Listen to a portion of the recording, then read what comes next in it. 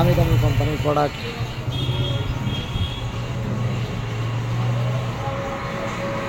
কি অবস্থা? Really smart electronics কেমন বেচা বিক্রি কেমন হতেছে? তাই না, বেচা কিনা ভালোই হচ্ছে, আশানুরূপ হইতেছে না, তাই তো? মানে যা যা হওয়ার কথা তা হইতেছে না। গুড। আচ্ছা, অন্যান্য খবরটা নেই। এবার আমরা আসছি পাশের দোকানে যাই। আমরা পাশের দোকানে, এটা হচ্ছে পল্লী ইলেকট্রনিক্স। পল্লী ইলেকট্রনিক্সেও প্রচুর মাল, ভরপুর মাল আছে। কেমন বিক্রি হচ্ছে কেমন আপনার? আপনি তো পল্লী ইলেকট্রনিক্সের কর্ণধার, তো কি অবস্থা বেচা বিক্রি? স্যার আজকে 4টা সিঙ্গার বিক্রি করছি। আচ্ছা, তো ঈদ অনুযায়ী কি সেরকম? না, ঈদের আমরা দেখানো চাই না। ঈদের রেসপন্স ওইভাবে পাওয়া যাচ্ছে না। আর আরও তো ঈদের কয়েকদিন আছে। ঈদের কয়েকদিন আছে, আশা করি সামনে ভালো হবে। সামনে বলতে ঈদের তো আর আছে বোধহয় 3-4 দিন। আমি তো কালারগুলো সুন্দর। এটা কি ওয়ালটনের না? হ্যাঁ হ্যাঁ, চমৎকার কালার আছে তো।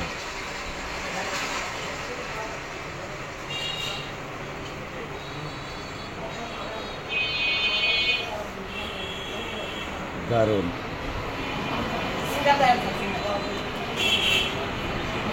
খাওয়ান লাগবো তো, খেলেন লাগবো তো। দর্শকে হচ্ছে সিঙ্গারের প্রোডাক্ট। সিঙ্গারের বিভিন্ন ধরনের প্রোডাক্ট আছে। সিঙ্গারের আপনার সিঙ্গারের ফ্রিজ থেকে শুরু করে, ডাবল ডোরের ফ্রিজ থেকে শুরু করে আপনার বিভিন্ন ইয়েও আছে। আপনার এইগুলা তো ওয়াশিং মেশিন। এই হচ্ছে ওয়াশিং মেশিন, বিভিন্ন মাপের ওয়াশিং মেশিন পাওয়া যায়। পাশাপাশি ডাবল ডোরের ফ্রিজও আছে, এবং আইসক্রিম ফ্রিজ আছে। অনেক দোকানদার আপনাদের আইসক্রিম ফ্রিজের দরকার পড়ে, তবে সেই ক্ষেত্রে এখান থেকে আইসক্রিম ফ্রিজ নিতে পারেন। প্রচুর মাল আছে। রাইস কুকার, ব্লেন্ডার, চুলা থেকে শুরু করে এভরিথিং আছে। হচ্ছে প্রেশার কুকার, হচ্ছে ভীষণের গ্যাস স্টোভ, বিভিন্ন ধরনের মাল আছে। এবার আপনাদেরকে আরেকটা দোকানে নিয়ে যাই, আরেকটা দোকানে দেখি কি অবস্থা।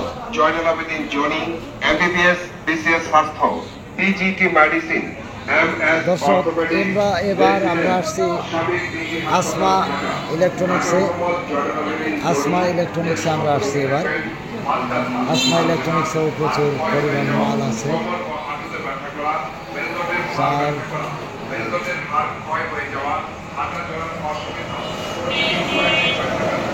প্রচুর মাল।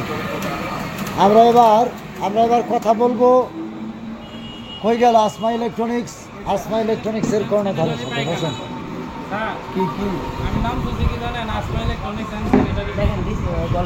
আসমা ইলেকট্রনিক্সের স্যানিটারি পায়খানা, কি অবস্থা বেচা বিক্রি? তাই, কয়টা বেচছেন আজকে? আজকে একটা বিক্রি করতে পারেন নাই? তো ঈদের বাজারে কি অবস্থা? ঈদের বাজার এখন মন্দার ভিতরে। ঈদ অনুযায়ী বিক্রি করতেছে, আমাদের করতেছে না। ঈদ অনুযায়ী তো বিক্রি হচ্ছে না। ঈদ অনুযায়ী বিক্রি হচ্ছে। ঈদের যে মাল, মানে ঈদের যে বিক্রিটা, ঈদ অনুযায়ী বিক্রি নাই। কি মনে হইতেছে যে সামনে কি বেচা বিক্রি, ঈদের বেচা বিক্রি? এখন ঢাকা থেকে লোকজন আশা করা, এখন কতটুকু কি হবে এটা বলা যাইতেছে না। এর অপেক্ষা আমরা বসে আছি। ঈদের তো প্রায় শেষই সময়। ঈদের প্রায় শেষ পথে, এখন 4 দিনের ভিতরে আমরা ফল পাবো, হবো কি হবে না। তাই তো, আপনি কি আশাবাদী নাকি? আপনি তো আশাবাদী, তাই না? আশাবাদী আছি। তো এখানেও প্রচুর পরিমাণে প্রোডাক্ট আছে, অনেক প্রোডাক্ট, বিভিন্ন ধরনের প্রোডাক্ট আছে।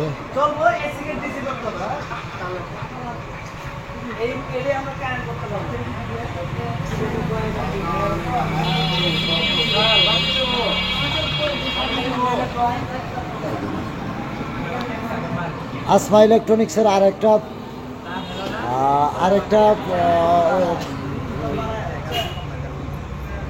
ব্যবসা আছে, সেটা হচ্ছে যে স্যানিটারি, যেটাকে। তো কি অবস্থা? আপনি কি ব্যস্ত নাকি দোকানদারি বাদ দিতে? ব্যস্ত নাই, ফিরে আসছে। তো ঈদের ব্যবসা কেমন হচ্ছে? এটা আলহামদুলিল্লাহ আছে, মোটামুটি ভালোই আছে। ঈদ অনুযায়ী ব্যবসা কি? তবে অন্যান্য বছরের চেয়ে ভালো আছে, খারাপ না, ভালো আছে আলহামদুলিল্লাহ। তাই না? তো ফ্রিজ আলাদা তো কইতাছে যে খারাপ।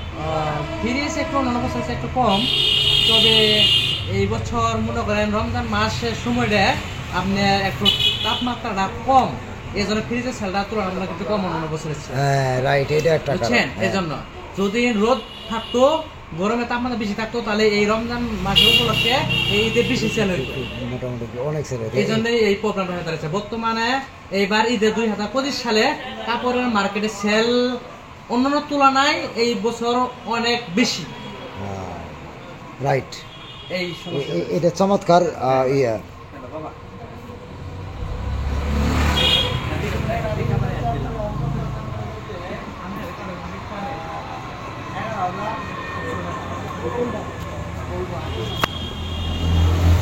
হচ্ছে মার্কেটের অবস্থা।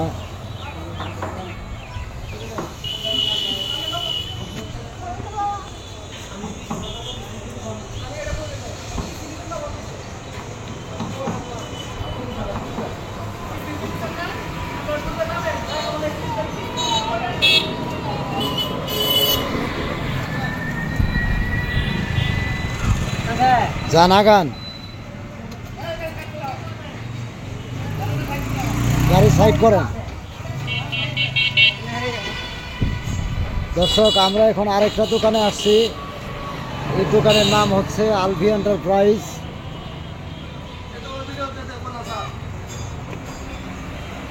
হচ্ছে আলভি এন্টারপ্রাইজ। আলভি এন্টারপ্রাইজে প্রচুর পরিমাণে প্রোডাক্ট আছে।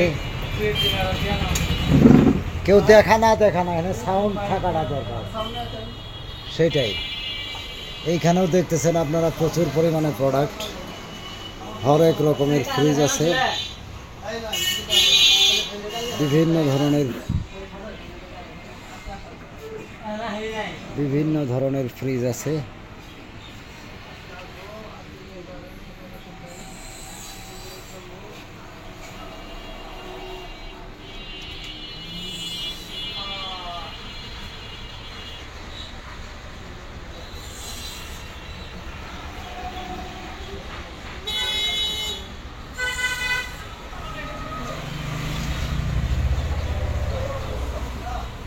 যান, আপনার কাজ করেন, সমস্যা নেই।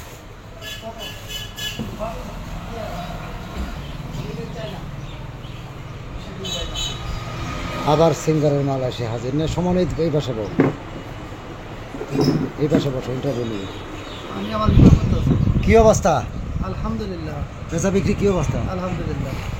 আপনার দোকানের নাম হচ্ছে আলভি এন্টারপ্রাইজ, ইসলামপুর রেলগেট পদ্মা ব্যাংকের সাথেই নাকি? পেঁচা বিক্রি কেমন হচ্ছে আপনার? আছে আলহামদুলিল্লাহ, মোটামুটি ভালোই আছে, খারাপ মন্দ ভালো। ঈদ অনুযায়ী কি ব্যবসা বাণিজ্য হচ্ছে কিনা? না, ঈদ অনুযায়ী সেভাবে ব্যবসা হচ্ছে না স্যার। তাই না? তো আশা করা যায় ঈদও তো আশা করা যায় পরবর্তী ঈদে আরো ঈদও তো প্রায় আসে পড়ছে। তাহলে ঈদের ব্যবসা আশানুরূপ না হতে আরো 3-4 দিন আছে মনে হচ্ছে। আশায় আছি স্যার, আশায় আছি ব্যবসা হবে ইনশাআল্লাহ। আরো 2-1 দিন আছে, যারা জায়গা থাকে তারা ছুটিতে এখনো আসে নাই, তারা গ্রামে আসবে। আচ্ছা, এবার তুলনামূলক ঈদের সময় ব্যবসাটা কম কেন বলতে পারবেন? আপনার ধারণা কি? হয়তো ধারণা মানুষের চাহিদা কম, বা বাংলাদেশের মানুষের টাকা পয়সা কমে গেছে। এটাও না, আসলে ঘটনা হলো যে অন্যান্য বার রোজার সময় প্রচুর গরম থাকে, এই গরমের মধ্যেও ফ্রিজ কিন্তু অনেক, এবার কিন্তু তুলনামূলক গরমটা কম, যার কারণে ফ্রিজটা কিন্তু কম গেছে। তো যাই হোক দর্শক, এবার আমরা আরেকটু কথা বলি, যে আরেকটু কথা বলি। ইনি একজন ভাই, আপনার নাম হচ্ছে সানোয়ার ভাই। সানোয়ার ভাই, কি করেন আপনি? অটো চালান। অটো কি আপনি কিস্তিতে নিছেন না নিজের টাকা দিয়ে করেন? নিজের টাকা দিয়ে। কত দিয়ে নিছেন? 89,000 টাকা। তো কতদিন আগে কিনছিলেন? 3 বছর। ব্যাটারি কি বদলাইছিলেন এর মধ্যে? ব্যাটারি পাল্টাইলাম। দিনে কেমন ইনকাম হয়? 5 বছর 700-800 টাকা যেরকম। এই চালাইতেছেন কত বছর ধরে অটো? আপনার আজকে ধরে তো 10 বছর কাছাকাছি। 10 বছর চালাইতেছেন। এই 10 বছরের মধ্যে সর্বোচ্চ ভাড়া কত মারছিলেন মনে আছে? 35-36 মধ্যে গেছিল ওরা। 3600 সর্বোচ্চ ছিল। সেটা কি আর ঈদের সিজন? ঈদের সিজন। ঈদের সিজন। তাহলে ঈদের ব্যস্ত থাকে কি ঈদের এক সপ্তাহ আগে পরে এরকম নাকি? এমনি ঈদের 4-5 দিন আগে, আর ঈদের হলো 1 সপ্তাহ। ঈদ সিজনে আপনার টার্গেট কত থাকে যে আমি কমপক্ষে এত হাজার টাকা ইনকাম করবো, আর আশা থাকা আর কি, দেয় তো আল্লাহ। আচ্ছা আছে ঈদের মধ্যে 10-15 হাজার টাকা 10-15 হাজার টাকা ইজিলি হয়, হয়। দুটো ঈদেই হয়। আর এমনি কোনো দিন কি মিস গেছে? এই বছর কি মিলতে পারে না, সামনে বছর মিলতে হয় না, এই বছর কি মিলছে? না না, আমি বললাম যে একদিন পারাইছেন অটো নিয়ে 1 টাকাও ইনকাম হয় না, মানে এরকম ঘটনা দেখেছি? হয়েছে আলহামদুলিল্লাহ। হয়েছে না, কিছু না কিছু হয়েছে, কিছু না কিছু। কম আর বেশি। সচরাচর 1000 হয় না। না, এখন একটু একটা কম হয়, তারপরে 700-800 টাকা মারা যায়। এটা কি মারতে গেলে কি সকাল থেকে বাড়াইতে হয় নাকি আপনি এই 8টা-9টার দিকে বাইর হই, পরে জানগে কয়টায়? যাই 12টা-1টা শুন, আবার রাত- বাড়ায় 2টা-3টে শুন, ও আচ্ছা, দিনে পরে 2-3টের সময় থেকে পরে আবার রাতের 7টা-8টা পর্যন্ত। 10টা যায় সর্বোচ্চ রাতে 7টা-8টা পর্যন্ত মারে। এর উপরে যায় না। আপনার পরিবারে কে কে আছে? বাবা মা ভাই বোন 3 ভাই আর আপনি বাবা মা। আপনি কি আলাদা থাকেন? ওরা পড়ায় একাই, একসাথে। ছেলে মেয়েগুলো যায়। বাবা মা একসাথেই থাকে সবাই? ছেলে মেয়ে? একটা ছেলে একটা মেয়ে। ছেলেটা বড় না মেয়েটা বড়? ছেলে বড়। ছেলে বড়। ছেলে কোন ক্লাসে পড়ে? এটা মাদ্রাসা যে আপনার আশাফুল পড়ে, তখন মাদ্রাসা। আশরাফুল উলুম মাদ্রাসা। হেফজাখানা। হেফজাখানা কোন ক্লাসে পড়ে? হেফজাখানা, এটা হেফজাখানায় মানে এনকা আপনার কোরআন শরীফ খতম দিতেছে, আহ, 8 পারা চলতি, মানে মুখস্থ 8 পারা বলতে পারবে। আর মেয়েটা কত বড়? মেয়েটা আমরা ইয়ে করতেছে, এই যে নার্সারি পার হয়েছে, আচ্ছা, প্লেতে। বিয়ে কই করছেন? বিয়ে করছে বাটকে মারি। কি আত্মীয় স্বজনের মধ্যেই নাকি? না না না, আত্মীয় স্বজন মানে আমার মামাতো বোন বিয়ে দিয়েছিলাম, ওর বড় ভাই গেছে। কি এই কি মানে সেটেল ম্যারেজ নাকি আই লাভ ইউ খাইছিলেন? না সেটাই সেটেল ম্যারেজ। হ্যালো ওখানে আই লাভ ইউ খান নাই? আচ্ছা, যাই হোক, তো আলাদা পাওয়া যায় না দিকে হাসা গেছে আগে। মানে গ্রামে গেছে না, মানে অনেক আবাদ করতে ভুট্টা মরিচ, আমি তো আইলাম কিনে নিয়েছি, আইলাম কিনে আবাদ করছে। মহিলা তো মূর্খ মানে জানে না, তো বানাইছে তো বাবা আইলাম তো পাওয়া যায় না এদিকে। তো আমি চাইছিলাম যে আইলাম কিনবো, মরিচের সাথে আইলাম গুণে নাই, কিন্তু আইলাম গুণে নাই এবার। চমৎকার একটা আইলাম কথা না। এবার ক্যামেরাম্যানের পরিচয় নেব। আমার আর নেই। তারপর আপনার কি অবস্থা, কে মানে কি কাজ আছে, কি কাজ আছে, কি তো আছে, কিসের সাথে কি কি হয়েছিলেন? ভীষণ। আপনি কি ভীষণ ফ্রিজ নিয়েছেন? কোন মডেলের? 200 লিটার মিরর, 200 লিটার মিরর, তার সাথে একটা গিফট আছে ঝুড়ি বক্স, মানে ফুল ঝুড়ি পাওয়া যাবেন গা।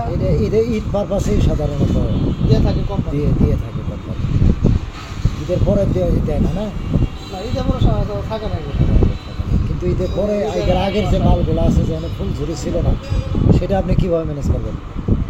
ফুল ঝুড়ি যেখানে ছিল না সেক্ষেত্রে কোম্পানি তো আসলে দোষারোপ করা যাবে না, কারণ কোম্পানির যখন যে মডেলের ফ্রিজগুলো সারে ডেট দেওয়া থাকে, ডেট অনুযায়ী বিক্রি হয়। যেগুলো ডেট অনুযায়ী বিক্রি হয় সেগুলো এমন আছে যে তারা এবার 25 এবং 25 যারা নেবে তারা ফুল তারা অটোমেটিক পাবে না? 25 দিনে মাল যারা নেবে তারা অবশ্যই ফুল ঝুড়ি পাবে। এর আগে গত দিনে মাস হয়ে গেছে ফুল ঝুড়ি পাবে না। আচ্ছা, ঠিক আছে। তো দর্শক, এবার আমরা কথা বলবো আরেক পেশার লোকের সাথে, টেকনিক্যাল পেশা, যে পেশা মানুষ এক একজন এক একভাবেই জীবন নির্বাহ করে। আমরা এবার কথা বলবো একজন ক্যামেরা পার্সনের সাথে, যিনি ইতিমধ্যে অনেকগুলো নাটকে কাজ করেছেন। আমরা এবার তার সাথে পরিচিত হই। কী নাম আপনার? আমার নাম মোহাম্মদ সুমন শেখ। সুমন শেখ। আপনি আপনি তো ক্যামেরা পার্সন? জি, আমি ক্যামেরা পার্সন, পাশাপাশি অনলাইনে অনেক কাজই করি, মানে অনলাইন বিষয়ে সব কাজই পারি আর মোটামুটি সবই পারেন? জি। তো এখন আমরা একটু জানতে চাচ্ছি যে এই অনেক পেশা থাকা অবস্থায় আপনি যে ক্যামেরা চালানোর শখটা কোত্থেকে তৈরি হলো আপনার? এটা হচ্ছে আমার ছোট থেকে, যখন বাটন ফোন বের হয়, ক্যামেরা বাটন ফোন, তখন থেকে আমার একটা চাহিদা ছিল যে আমি ফোন দিয়ে, ওই সময়টায় আমার জেঠাতো ভাইয়ের একটা ফোন ছিল, ওর ফোন দিয়ে আমরা ছোট ছোট ক্লিপ করে ফানি ভিডিও করতাম। তখন আমরা সিডি ভিসিআরে এগুলা টিভিতে দেখতাম, ফানি ভিডিও মুভি দেখতাম। এগুলো দেখে ওইখান থেকে আমার ছোট থেকেই কেমন জানি মানে মনে হইতেছিল যে আমি ভিডিও করব, আমি নিজে বানাবো, আমি নিজে একটা কন্টেন্ট ক্রিয়েট করব। অন্যটাকে দেখতেছি মানে ছোট থেকেই এইভাবে জড়াইতে এখন বর্তমানে হচ্ছে বিভিন্ন ক্যামেরার মাধ্যমে মানে বিভিন্ন শর্ট ফিল্ম নাটকে কাজ করি। মানে বলতে পারি সৃষ্টির নেশাটা তখন থেকে ছোট থেকে আমি। তারপর আস্তে আস্তে ক্যামেরা যে পরে তখন তো এক সময় মুভি ক্যামেরা ছিল। জি, মুভি ক্যামেরাটা ইউজ করছি ওই সময়। কার হাতে মানে কার হাত দিয়ে আপনার হাতে করি ক্যামেরায় প্রথম? ফার্স্টে হচ্ছে আমার ক্যামেরা ধরার যখন হচ্ছে বিষয়টা আমার সৈয়দ মাসুদ রাজা, ওনার সাথে আমি ফার্স্টে কাজ শুরু করি। এর আগে আমরা কাজ করছি ফোনে, বাট ওনার সাথে হচ্ছে আমি ফার্স্ট ডিএসএলআর ক্যামেরার দিকে কাজ শুরু করি, ভালো মানে একটা ক্যামেরার দিকে কাজ শুরু করি। ওই সময়টা হচ্ছে আমি বড় ক্যামেরা হাতে ধরি। ওই আমার এই জার্নিটা প্রায় আজ থেকে 5 বছর হবে। ওইখান থেকে একটা নাটক করেছিলাম তার সাথে, নাটকটার নাম হচ্ছে অঞ্জলি। ওই থেকে আমার শুরু হচ্ছে ক্যামেরা ধরা। তার আগে আমি ক্যামেরা ধরি নাই, ফোন দিয়ে আমি ভিডিও প্রফেশনালি ধরা হয় নাই আর না না না। তো পাশাপাশি আমরা তো জানি যে আপনি ভালো এডিটও করেন। জি, আমি নিজে এডিট করি, এডিট কালার কারেকশন যেগুলো সাউন্ড থেকে শুরু করে কালার গ্রেডিং থেকে। এই আমরা একটু এই এডিটিং এর গল্পটা একটু শুনতে চাচ্ছি। এডিটিংটা কই থেকে শুনবো? আচ্ছা, এডিটিং এর যাত্রাটা শুরু হচ্ছে প্রথম থেকে, শুরু থেকে যখন আমি ছোট ছিলাম ওই সময় বাটন ফোনে ভিডিও ক্রিয়েট করতাম। তখন আমার একটা ফ্রেন্ড ছিল, তার তখন পিসি ছিল, ওই সময় কম্পিউটার ছিল। তার কম্পিউটার নিয়ে যেয়ে ওই সব ভিডিওগুলো নিয়ে যেতাম, ওর দেখাই দিতাম। একটা সফটওয়্যার ছিল ভিডিও স্টুডিও নামে একটা ভিডিও স্টুডিও। হ্যাঁ, এই সফটওয়্যারের মাধ্যমে আপনার এক সময় পপুলার একটা সফটওয়্যার ছিল, ওটা দিয়ে ওই এডিট করতাম, দেখতাম। ওই সময় কিন্তু অ্যান্ড্রয়েডের ভার্সন ছিল না। তো একটা পর্যায়ে যখন অ্যান্ড্রয়েড ভার্সন আসে সেক্ষেত্রে আমি একটা অ্যাপস পাই গুগলে। আমি ওই 2G থেকে যখন ইন্টারনেট শুরু হয় সে থেকে আমি নেট ইউজ করি। এটা হচ্ছে আমার বিশেষত্ব, মানে আমি নেটে বিষয়ে ঘাটাঘাটি করি অনেক আগে থেকে। তো এখান থেকে আমি কিছু অ্যাপস পাই, অ্যান্ড্রয়েড এডিটর নামে একটা অ্যাপস। 2010-11 সালের ওই অ্যান্ড্রয়েড অ্যাপ এডিটর যখন অ্যান্ড্রয়েড ভার্সন চলে আসে, ওইখান থেকে আমি ফোনে আর কি এডিটিং শিখি। তারপর বিভিন্ন পর্যায়ে বিভিন্ন বিভিন্ন অ্যাপস ইউজ করতে থাকি। তারপর এক পর্যায়ে আমি ল্যাপটপ কিনি, ল্যাপটপে হচ্ছে আমি আস্তে আস্তে নিজে এডিট করা শিখি। মানে মূলত কেউ না না না না কেউ আমাকে আমার শিক্ষক নেই, যে এডিটিং এর শিক্ষক এটা মানে কেউ নাই। আমি নিজের থেকে আমি গুরু বলতে কেউ নাই। মানে ওই কম্পিউটার মানে বিভিন্ন ইউটিউব প্লাস বিভিন্ন জায়গায় দেখছি, বিভিন্ন ধরনের আপনার ফুটেজগুলো দেখছি কিভাবে কাজ করে, বলে ফলো করছি আর কি জিনিসগুলা কিভাবে কাজ করে। ওইভাবে তো ওই সময়কার তো টিউটোরিয়াল ছিল না, এভাবে কাজ করতে হবে। নিজের মধ্যেই মানে চেষ্টা করতে একটা জিনিস বারবার ট্রাই করতে হয়ে গেছে আর কি। তারপর থেকে আমি এডিটিং প্লাস ক্যামেরা এভাবে কাজ করে আসতেছি আর কি। তো তাহলে আপনার এই কাজের বয়স কত হলো? তো আমার কাজের বয়স, এডিটিং এর বয়স তো আপনার প্রায় 8-9 বছর। আর হচ্ছে আপনার যে ক্যামেরা ধরছি আমি 5 বছর। 5 বছর, জি। তো তাহলে আমরা মোটামুটি আপনার ছেলেবেলার গল্পটা যদি একটু জানতে চাই, যে ছোটবেলায় আপনার জন্মটা কই থেকে, মানে আপনি কোথায় বেড়ে উঠছেন? আমি ছোট থেকে বের হয়েছি আমাদের জামালপুর ইসলামপুর, আমাদের দক্ষিণ কিসমত জেলা। এটা সবাই এক নামে যেটা চিনে সেটা নটারকান্দা। এখান থেকে আমি ছোট থেকে এখান থেকে বেড়ে উঠেছি। আমার লেখাপড়া হচ্ছে প্রাইমারিতে পড়েছি হচ্ছে আমাদের নটারকান্দা প্রাইমারি স্কুলে, এখান থেকে লেখাপড়া করছি। তারপরে হচ্ছে আপনার লেখাপড়া করছি ইসলামপুর নেকজাহান, ওইখান থেকে ইসলামপুর কলেজ। এইভাবে আমার লেখাপড়া আমি মানে ডিগ্রি পর্যন্ত করছি আর কি। এরপর আর লেখাপড়া করি জীবন জীবিকার তাগিদে। হচ্ছে ফ্যামিলি থেকে বিয়ে করাই দিছে। বিয়ে করতে হবে সবারই। আচ্ছা, আমরা বিয়ের গল্পটা যদি বিয়ের গল্পে আসি, তাহলে সেই ক্ষেত্রে আপনি বিয়ে করছেন কত বছর হলো? বিয়ে করছি আজকে 2.5 বছর 3 বছর হবে। আমার একটা বাচ্চা আছে। তাহলে এই বিয়েটার প্রসঙ্গে আমরা যদি একটু দর্শকদের জানাতে চাই, বিয়েটা কি সেটেল ম্যারেজ ছিল না love marriage? Settle marriage. Love marriage ছিল না, লাভ ছিল বাট ম্যারেজ মানে আচ্ছা আচ্ছা, আমরা ওই লাভ চমৎকার একটা ক্লু আপনি দর্শকদের উদ্দেশ্যে দিচ্ছেন, আমরা ওই লাভের গল্পটা একটু জানতে চাই। আসলে লাভের গল্প বলতে হচ্ছে সেই সময়কার ছিলাম, ছোট ছিলাম, অনেক আবেগ ছিল মনে, মানে অনেক আবেগী ছিলাম, অনেক মানে ইমোশনাল ছিলাম। ওইগুলোর মধ্যে প্রেম হয়ে গেছে আর কি, মানে এমন প্রেম হয়েছে, প্রেম বলতে প্রেম না, একতরফা একতরফা ছিল। আবার আপনি যাকে ভালোবাসতেন সেই মেয়েটা কি জানতো না যে আপনি তাকে হ্যাঁ, ভালোবাসেন? সে জানতো। তাহলে তো আর একতরফা হলো না, দুই তরফাই হলো। একতরফাই হয়েছে, বাট এটা আমি একতরফাই ধরবো, কারণ মানুষের মন বোঝা খুব টাফ। সে আমাকে কখনো বলে নাই সরাসরি, জাস্ট মাধ্যমে আসছে। তাহলে আপনি কি তাকে সামনাসামনি বলতে পারেন নাই? না, আমি সামনাসামনি বলছি, বাট অ্যান্স পাই নাই, একটু ঝামেলা হয়ে গেছে। তারপরে আর কি ফ্যামিলির মধ্যে একটু সমস্যা হয়েছিল, এরপর আর ওইখানে যাওয়া হয় নাই। তারপর লেখাপড়া প্লাস আমি এসএসসি পরীক্ষার পর থেকে আমি জব শুরু করি। এটা হচ্ছে এসএসসির আগে ঘটনা। তো ওই যাকে ভালোবাসতেন মেয়েটার সাথে কি কখনো দেখা হয় চলার পথে? হ্যাঁ, অবশ্যই দেখা হয়। ও আমাকে দেখে লুকিয়ে থাকে, ভয়ে থাকে, লুকিয়ে থাকার কারণ হচ্ছে তাকে আমি ভালোবাসতাম, সে জানতো। বাট এক প্রকার সে আমার সাথে একটু ছলনা করতো। হাসির বিষয় হলো এগুলো এখন বলে লাভ নেই, আমরা শুনি না কেউ।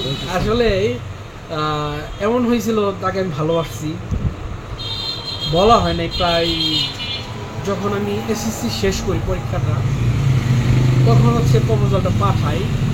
সে আমাকে আমার সম্বন্ধে জানে, আমার এলাকার মধ্যে খোঁজ খবর নেয়, আমি কেমন ছেলে, কেমন দেখতে। তখন আমার ফিটনেসটা অনেক স্লিম ছিলাম আর কি, এখন মানে ফিটনেসটা বেশি হয়ে গেছে। ওই সময়কার হচ্ছে আপনার প্রপোজাল পাঠাই, সে আমাকে চুজ করার পর বলে হ্যাঁ ঠিক আছে, ভালোবাসা যায়। ও আমার জন্য কতদিন ওয়েট করতে হবে, এই সে কত কিছু, চিঠি প্লাস ফোনে একটু কথা, কেমন আছো, হ্যালো মেসেজ, এইটুকুই। আর হচ্ছে যখন দেখা হয়েছে সরাসরি তার সাথে, জাস্ট একটু হাসছে আর একটু তাকাইছে, তাই অনেক ভালো লাগছে। এটাই হচ্ছে ভালোবাসা।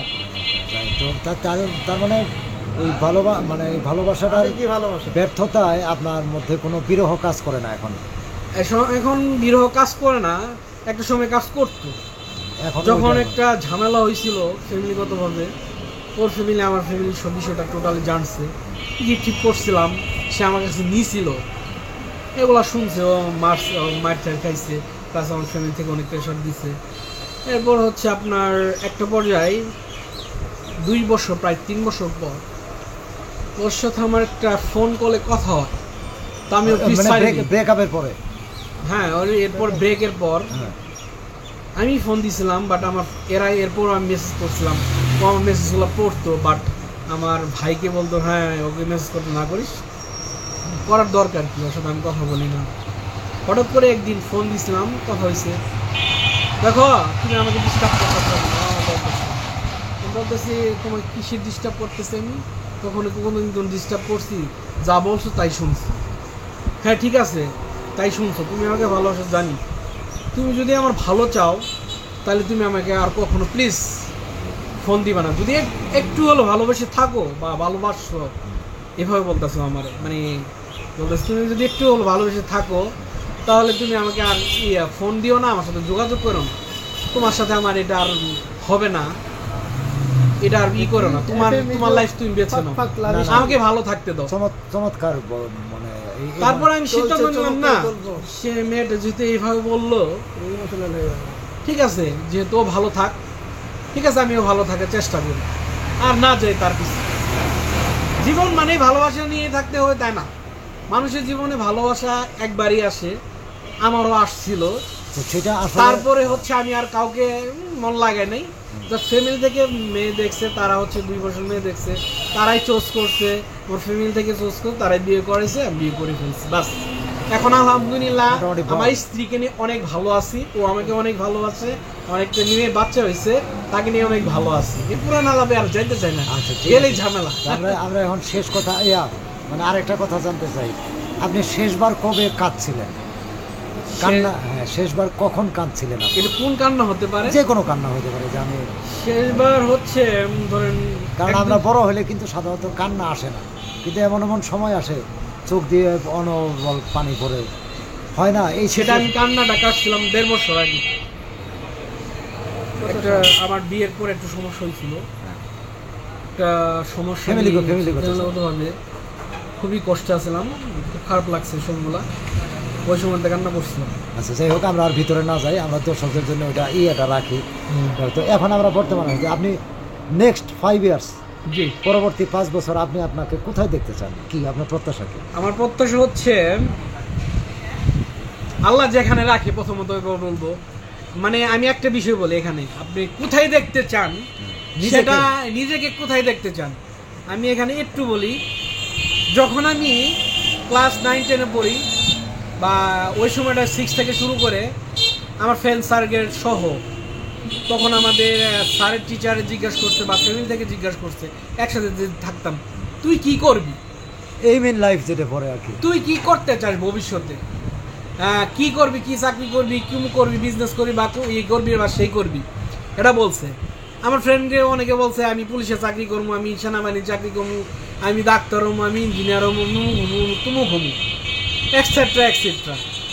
আমি তেমন কিছু বলি না, আমি কিছু হবো না, যেটা আল্লাহ বানাবো এটাই হবো। ওই টাইমে আমি এরকম ঠিক আসছিল, আমি এটাই বলছি। বাট আমার ফ্রেন্ড সার্কেলগুলো যেগুলো আছে, ওই যাদের সাথে ছোটো থেকে বেড়ে ওঠা, মুখে বলছে তারা লাইভে কিন্তু এখন কিছুই করতে পারে। আলহামদুলিল্লাহ, আমি ফ্রিল্যান্সিং জগতে, অনলাইন জগতে নিয়ে যতটুকু আছি এখন বর্তমানে, অনলাইন প্লাস ক্যামেরা এডিটিং নিয়ে ধরেন ফ্রিল্যান্সিং জগতে, তো এটা নিয়ে আলহামদুলিল্লাহ ভালোই আছি। আল্লাহ আমাকে এই জগৎ থেকে মোটামুটিভাবে বাঁচায় নিয়ে গেলেই হবে, আমার এত টপ লেভেলে যেতে হবে না। স্বপ্নের পরিমাণটা ওই বাকিটুকু যদি কপালে তকদিরে নসিবে লেখা থাকে, বা কোথাও যেতে হবে বা কোথায় যে পৌঁছবো, এটা আমার কপালে নিয়ে যাবে। আমি বলবো না যে আমি এটা হবো 5 বছরের মধ্যে বা এটা করব, এটা আমি কখনো বলবো না। এটা হচ্ছে আমার ওপিনিয়ন, যার যার পার্সোনাল ওপিনিয়ন থাকে, এটা আপনাদের আমি বলে দিলাম। রাইট, চমৎকার কথা। তো এখন এই যাবৎ আপনি কয়টা ফিল্মের চিত্রগ্রাহক হিসেবে কাজ করেছেন আনুমানিক? আসলে ফিল্মে কাজ করা হয়নি না, এই যে শর্ট ফিল্মে আমি বেশ কিছু, ধরেন প্রায় কয়টা হবে যাবে? 50 থেকে 60টা শর্ট ফিল্মে কাজ করছে। মিউজিক ভিডিও আছে আমার, সব মিলে আর কি, সব মিলে অনেক কাজ করছে আমি, ডকুমেন্টারি কাজ। এই যে 50-60-এর মধ্যে আপনার সবচেয়ে কোনো স্মরণীয় ঘটনা দর্শকদের সাথে শেয়ার করতে পারেন? স্মরণীয় ঘটনা হচ্ছে, এখানে আমার একটা স্মরণীয় ঘটনা আছে, শর্ট ফিল্ম না, একটা মিউজিক ভিডিও নিয়ে স্মরণীয় ঘটনা আছে। সেখানে হচ্ছে আমরা মিউজিক ভিডিও করতে গেছি হচ্ছে আমাদের ইসলামপুর গুঠাইল বাজারে, নদীর ওই পারে। সেটা হচ্ছে এই এপ্রিল মাসের মধ্যে, ঠিক আছে, প্রচন্ড, মানে শুটিংয়ের শুট চলতেছে আমাদের হচ্ছে ওইখানে, প্রচন্ড ঝড় অন্ধকার হয়ে আসতেছে, ওই মাঝখানে শুট নিতেছি। শুট চলাকালীন এমন বাতাস উঠলো অন্ধকার হয়ে, আমরা কিন্তু খাল পার হবো, মাঝখানে একটা নাল আছে, এটা পার হইতে আমাদের নৌকা লাগবেই। এদিক থেকে বাতাস তো ফোন আসতেছে, এদিক থেকে আমরা সেডের সবকিছুকে আমার ইনস্ট্রুমেন্ট যা যা আছে নিয়ে দৌড়াইতেছি। দৌড়ে আমি কিন্তু আবার পানির মধ্যে একটু ভয় পাই নৌকাতে উঠতে, আল্লাহ করে ফাল দিয়ে নৌকাতে উঠছি, ছোট আবার নৌকা, 4-5 জন আমরা, ওইখানে আমরা 8 জন উঠছি, উঠে জাস্ট উঠছে খালে, এখান থেকে পার হয়েছি। হওয়ার পরে তখন আমার মনে হয়েছে আমার এখানে মানে আত্মাতে পানি আসছে, যে বাঁচলাম আর কি। তুফান প্লাস হচ্ছে পানি, এখানে নদীর পাশে আমরা, মানে বিশাল। এখানে এই ঘটনা হচ্ছে আমার স্মরণীয় ঘটনা। এটা এর কতদিন আগের ঘটনা? এটা হচ্ছে আপনার 7 বছর হবে। তো এখানে আরেকটা ঘটনা আছে, আমরা শূন্যতার গভীরে একটা কাজ করতে গেছিলাম, সৈয়দ মাসুদ রাজার ডিরেক্টর, রাজা ভাই, ওনাকে নিয়ে কাজ করতে গেছিলাম। ওইখানে অনেক স্মৃতি জড়ায় আছে। কোথায় গেছিলাম সেটা? এটা গেছিলাম মধুটিলা আমরা শুট করছি, গজনি মধুটিলা। এখানে হচ্ছে আপনার কাজ হয়েছিল, প্রথম যে যখন শুটিং শুরু করি, ওইখানে যে নায়িকা নিয়ে গেছিলাম, এই নায়িকা হচ্ছে আপনার ঝামেলা পাকাইছে।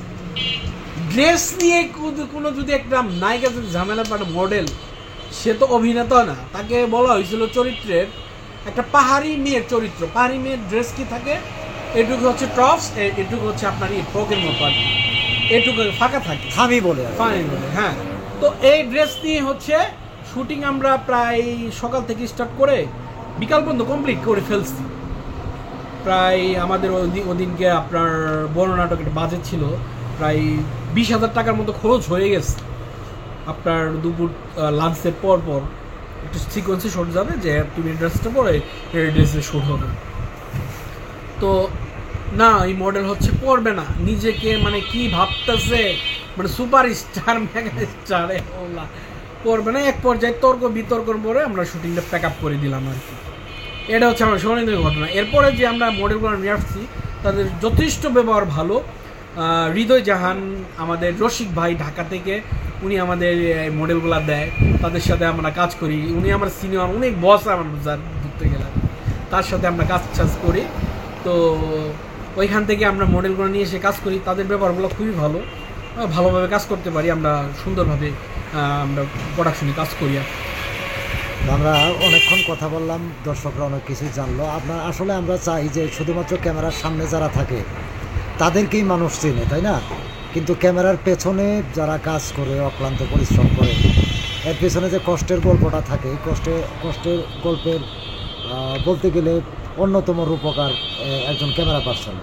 সো আপনি আমাদের কাছে অনেকক্ষণ সময় দিলেন, আপনাকে এই চ্যানেলের পক্ষ থেকে অনেক ধন্যবাদ। আপনাকেও ধন্যবাদ, ভালো থাকবেন। আমরা আবার কোনো এক সময় আপনার সাথে কথা বলবো। এবং আপনাকে এই আলভি এন্টারটেইনের পক্ষ থেকে আপনাকে ধন্যবাদ। তো আপনি আমাদের চ্যানেলটা দেখছেন তো, আলভি এন্টারটেইন? হ্যাঁ, আলভি এন্টারটেইন চ্যানেলটা দেখছি।